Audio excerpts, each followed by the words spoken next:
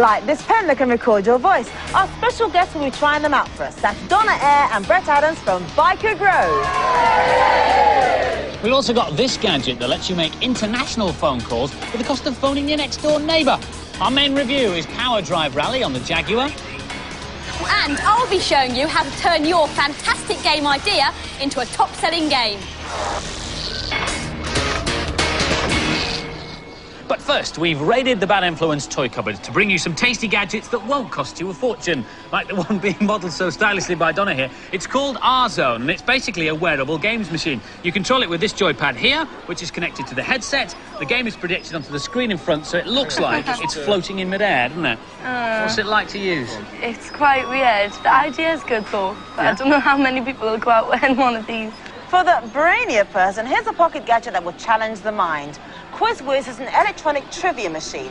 The questions are all in this book, and there are hundreds of categories. So, Brett, I'm going to give you a question on TV trivia. Come on, then. Right, it's question 217, so 217, please. 217. Right, and the question is, on Star Trek The Next Generation, who plays the wise bartender? Is it A, Robin Williams, B, Whoopi Goldberg, C, Winona Ryder, or D, Roseanne Barr? Let's have a guess. I'll go for B. B? OK. I'll have to ask you something harder. If you're caught without your organiser, then you can record messages into one of these special pens. It's got loads of electronic sound effects built in as well, like dog barking, telephone ringing, car horns, or even, get this, the dentist drill. But the best thing is you can record your own voice and play it back instantly using these record buttons and this little microphone I'll show you. And cue Sonia. Our main review this week is Power Drive Rally on the Jaguar. Acute left. Power Drive Rally is a top-view racing game where you drive around a range of tracks, either against the clock or against one other car. You can collect extra money, extra time, and speed bursts on the way round. And when you get enough money, you can purchase a faster car. Here's Lakesh. When I first played this, I was completely absorbed and totally addicted. But 3 days later, I'd completed it and didn't want to go back. Square left. There are 8 tracks to choose from. This one's in Corsica and it's the final race of the game. The car I'm driving is the sleeker. It's the most expensive and the best. The steering is pretty difficult when you first start, but as you play through the game, you'll find it easier and easier. Square left. Because we don't have a map in this game, the co-drive is really important. He tells you when the corners are going to come, and he tells you how sharp they're going to be. At the end of each race, you get the chance to fix up your car, but it does use up your funds. There are 3 different events. One where you're driving against the clock, another where you're driving against an opponent, and this one, the skill test. Here you do things like reversing into spaces and driving through chicanes. It's useful because you get to practice your driving skills. It's immediately accessible to everybody and exciting while it lasts. Unfortunately, it doesn't last very long. This is much better than most racing games. Once you know what you're doing, the gameplay is compelling. I found it quite difficult to control, but apart from that, it's an enjoyable racing game. And the scores for Power Drive Rally. The boys gave it a neutral 3, the girls an overdrive 4. Power Drive Rally not quite reaching top gear. But never mind that, I've got a great idea for a game. Tell me, what is it? It's called Pizza Delivery Boy 2000, really. And actually, no, I'm not going to bore you with the details. Have you got any game ideas? Yeah, we're going to have a big beat-em-up between, like, Byker Grove versus Hollyoaks. Yeah. No, you need to soap on. You need to EastEnders. Like, you've got to beat up Phil and Grant, and then on the second round, you've got to get past Peggy. They're a violent pair, aren't they? Well, if your head's full of ideas for amazing video games, then pay attention. Here's Violet Berlin with a Bad Influence guide to how to get your idea accepted by a games company. Can I interest you in a game? Maybe you'd like a 3D Explorer map. Or perhaps Madeleine would prefer a mysterious graphic adventure. No? Well, how about a 2D platform shoot-'em-up? Whatever you want, you can be pretty sure it's here on the shelves somewhere. There are thousands of games, but there aren't really that many good ones, which means games developers are always on the lookout for great new ideas to put inside these glossy boxes. So, to help the developers out of it, we present the Bad Influence Guide to Computer Games Publishing. Now, first we need an idea. Well, obviously we don't have any, but fortunately we know a woman who does. Well, basically it's a sim game along the lines of SimCity 2000, but instead of running a building or a city, you're actually running a newspaper. Great, so now we've got the idea, let's consult the guide and find out how we can get it published. OK, point 1. Don't go round telling everybody about your idea. Especially not on national television. Oops. It's impossible to copyright your idea, so only talk to a games company you think you can trust. But where do you find them? Well, not in the yellow pages. Try a games magazine, or the back of games boxes. Oh, hello, is that Nintendo? OK, then I'll do that. Yes, thank you very much. Goodbye. Don't ring the games companies about the idea. They'll want to see something in writing.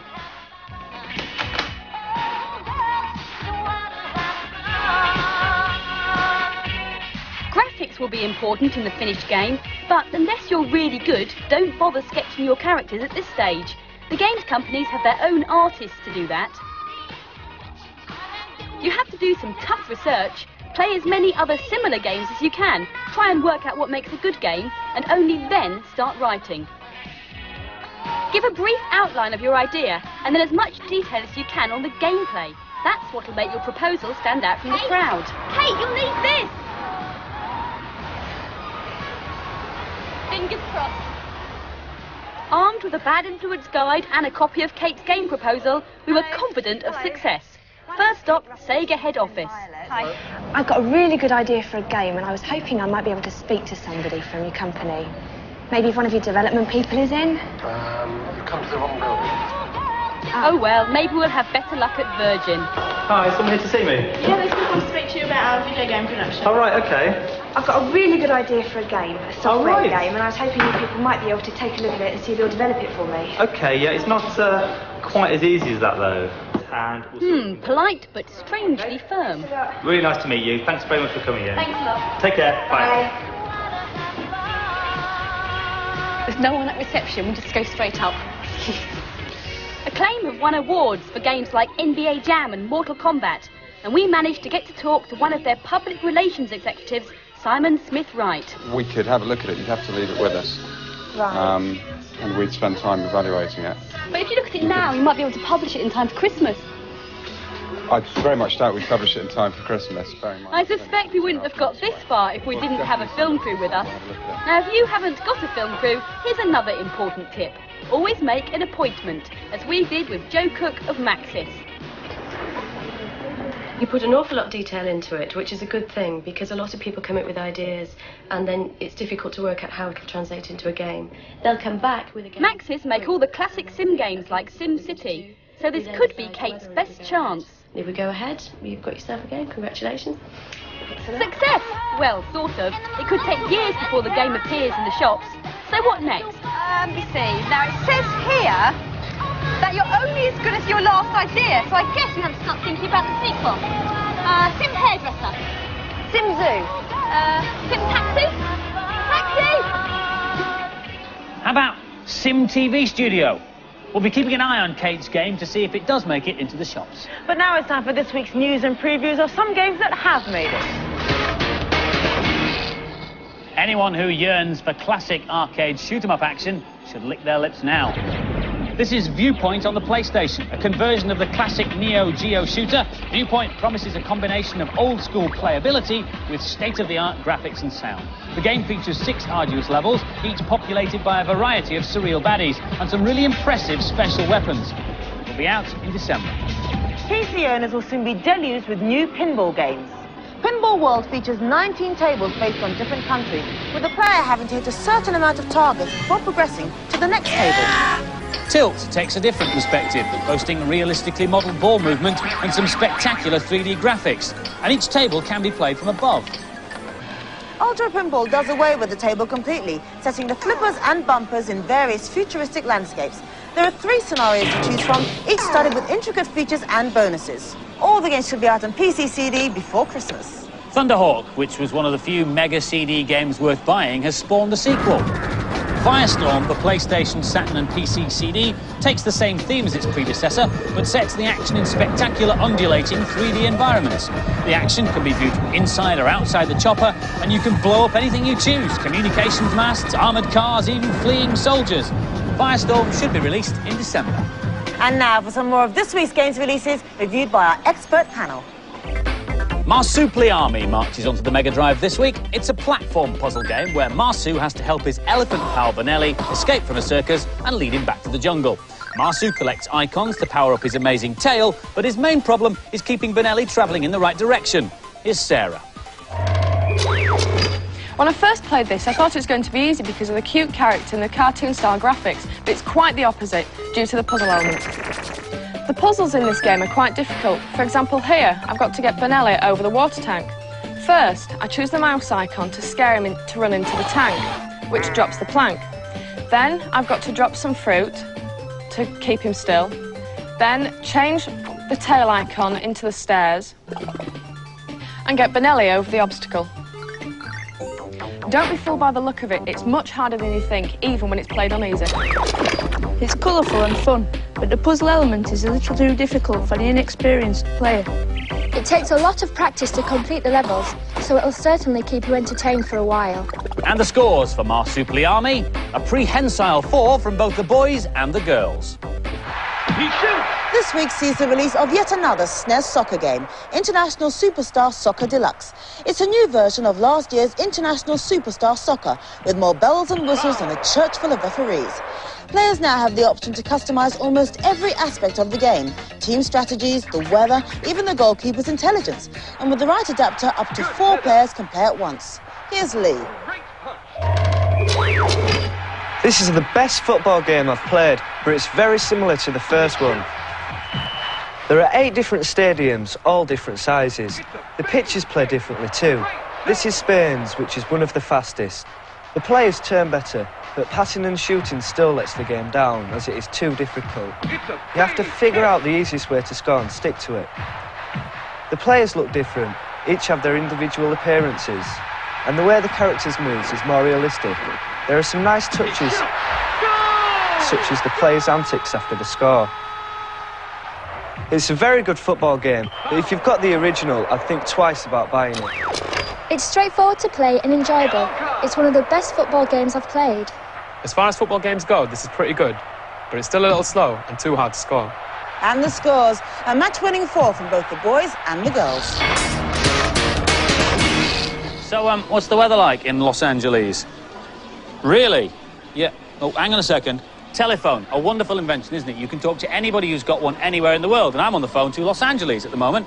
Yeah, hang on, I'll be with you in a second. The phone was actually invented in America in 1876, followed closely by the invention of the telephone bill. The telephone bill is a really bad thing if you're like me and you make loads of international calls. Look, I'll just have to go. I won't be a second, hang on.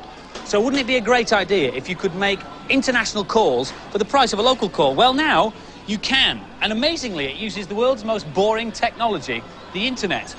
This computer is connected via a local call to the internet, and you've always been able to type messages in and exchange messages by typing.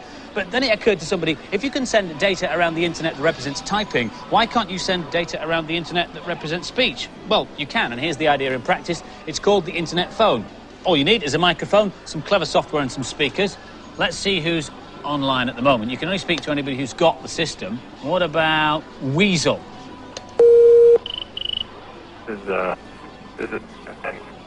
Hello, this is Andy Crane. I'm calling from a television programme in England. I'd like to speak to Weasel if he's there, please. Yeah, speaking. How are you, Weasel? Where am I calling you? Where do you live? Dayton, Ohio. Ohio. So what time is it in Ohio, Weasel? It's 1:30. The weather's pretty cool. It's about 40 degrees, wet and dreary. And how often do you spend on the internet phone? Do you talk to lots of people from all over the world? No. Actually, you're actually the first person that has actually called me.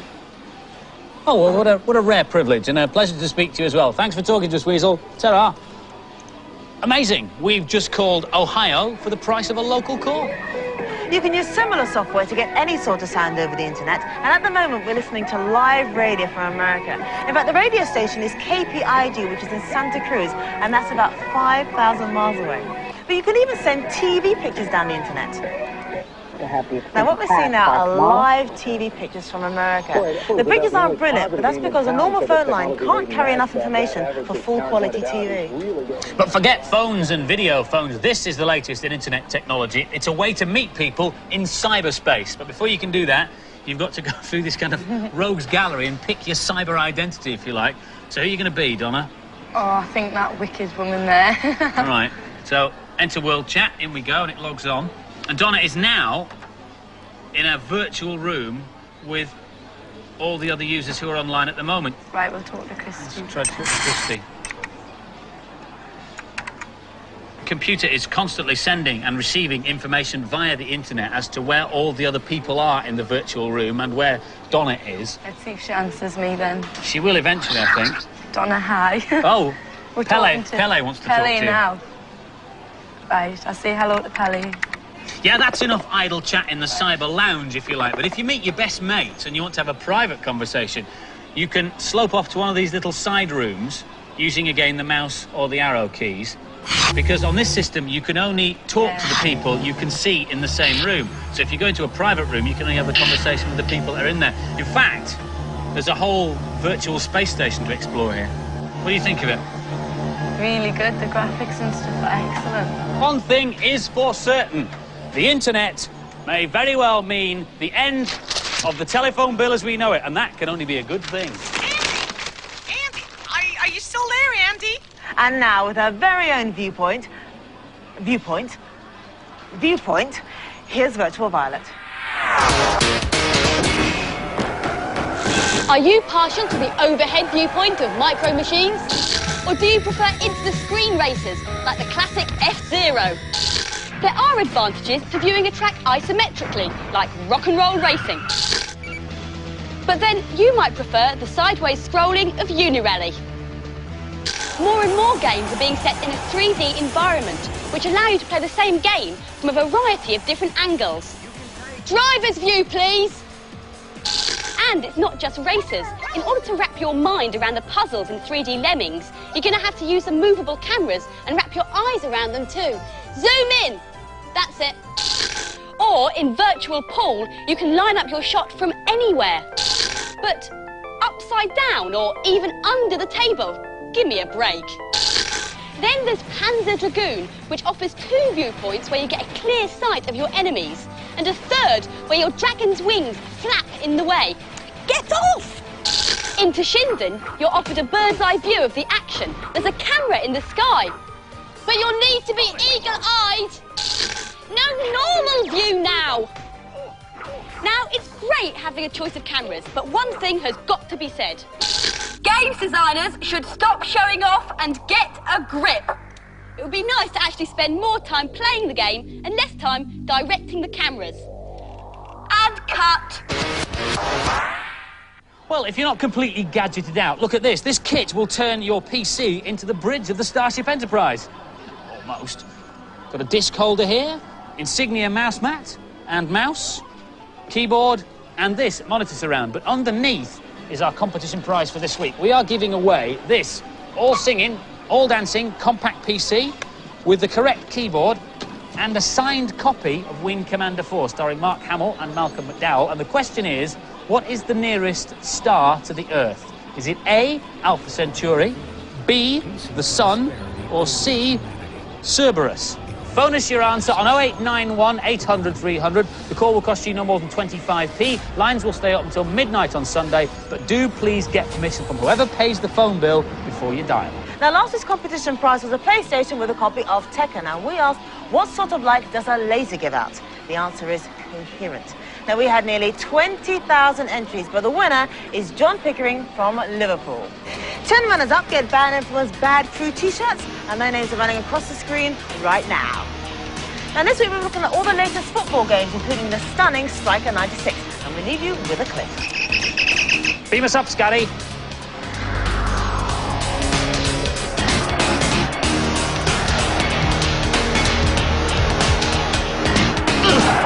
That would have hurt. Well, that wasn't the best tackle I've ever seen.